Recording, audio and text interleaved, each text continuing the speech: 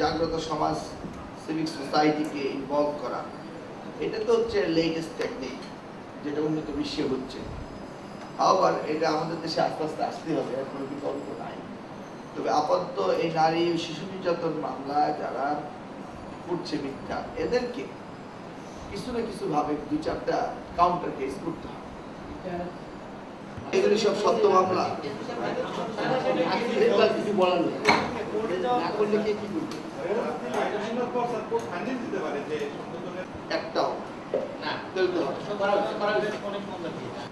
পরবর্তীকালে সরকার এগুলি করা শুরু করলেন এবং সারা দেশব্যাপী স্কুল কলেজগুলো বাড়তে শুরু করলো এবং সরকার বেতন বিভিন্ন সুবিধা দিল। সরকার যখন দেওয়া শুরু করলো তখন আমরা দেখি যে অবহেলা বাড়তেছে। এই কথাটাই এই ধরনের 500 আর 1200 শিক্ষক শিক্ষিকাদের স্যার 500, আর যারা সুপারভাইজার তাদের স্যার 1200 টাকা। শিক্ষক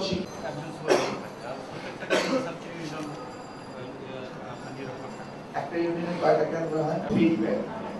সেই কারণেই বললেন যে এই সমস্ত প্রোগ্রাম যদি সমাজসেবীরা এলাকা ভিত্তিক শুরু